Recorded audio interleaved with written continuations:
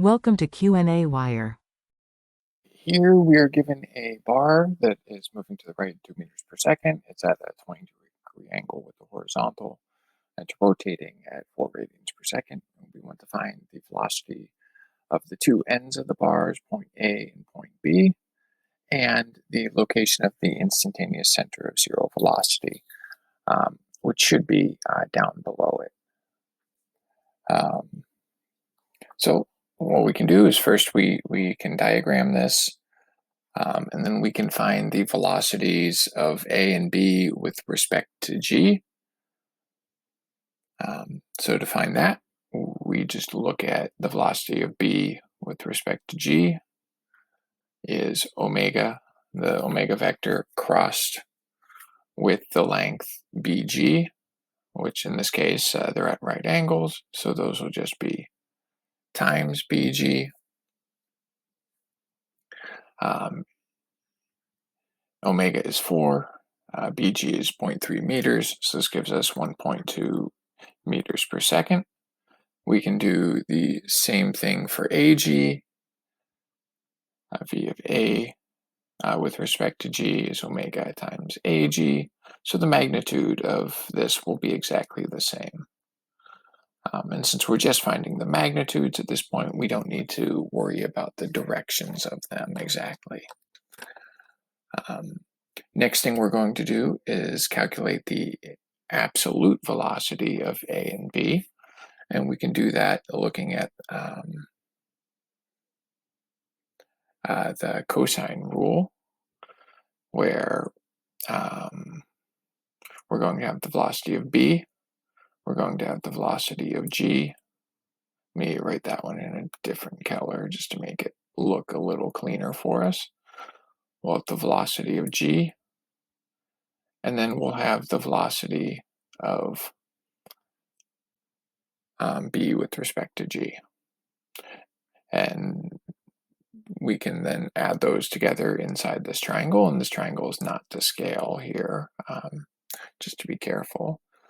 But we find that the velocity of B will be the square root of the velocity of G squared plus the velocity of B with respect to G squared minus 2 times the velocity of G times the velocity of B with respect to G times the cosine of the angle between these two velocities, which will be 110 degrees here.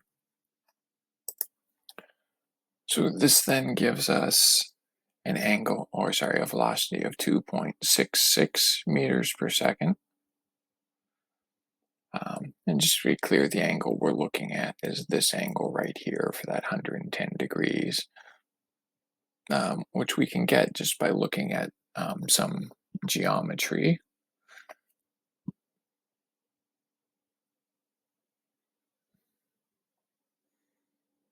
Where this would have to be a right angle, this would be our 20-degree angle.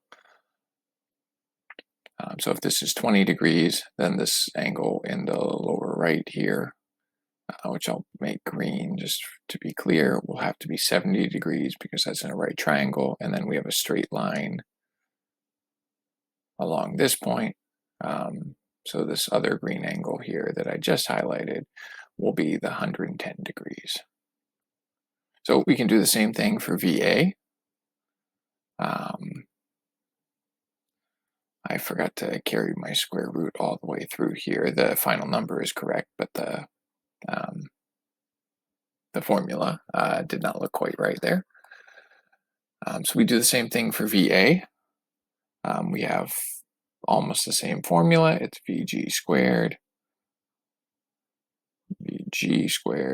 plus V of A with respect to G squared minus 2 VG VA with respect to G, cosine of just 70 degrees this time, which we can use the same process to find over for VA.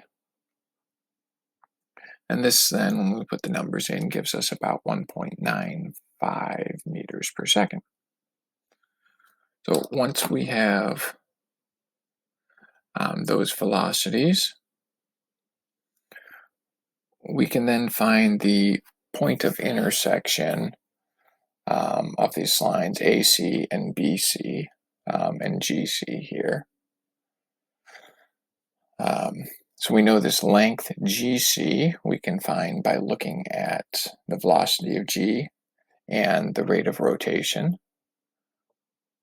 So we can do that. I'll write these in blue. The length GC, and GC will be straight downwards,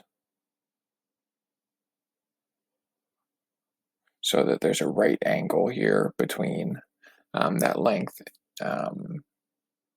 GC and the velocity of G. So GC will just equal the velocity of G divided by that omega G. When we put the numbers in, velocity of G was 2, omega was 4, so this gives us 0.5 meters directly below G.